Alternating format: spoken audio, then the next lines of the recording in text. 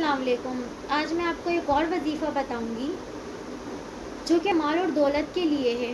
بہت سارے لوگ پریشان ہیں، آج کل بہت مہنگائی کا دور چل رہا ہے، بہت زیادہ لوگ چوریاں کر رہے ہیں، لوگ پریشان ہو رہے ہیں۔ ایک بندہ پورے دن میں 100 روپے 200 روپے کماتا ہے اور اس کو بھی آ کر چور لوٹ لیتا ہے، تو اب وہ کیا کرے، کس طرح سے؟ پھر اس کے بھی دماغ میں یہ آتا ہے کہ بہت آسان طریقہ ہے چوری کرنے کا، تو اس لیے معاشرے میں ہمارے بہت ظلم کی بھی انتہا ہو رہی ہے، بہت زیادہ جو ہم تباہ و برباد ہو رہے ہیں، شاید وہ یہی ریزن ہے، ہم اپنے ہی مسئلوں کی وجہ سے، اپنی ہی حرکتوں کی وجہ سے برباد ہو رہے ہیں۔ تو ایک بہت چھوٹا سا وظیفہ ہے، ایک بہت آسان سا وظیفہ ہے جس کو کرنے سے انشاءاللہ رزق کے دروازے کھل جائیں گے۔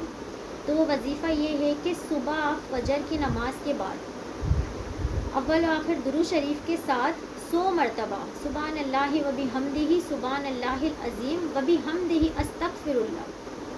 بہت چھوٹا سا وظیفہ ہے، بس 100 مرتبہ آپ کو یہ اول و آخر 3 مرتبہ درود شریف کے ساتھ یہ پڑھنا ہے۔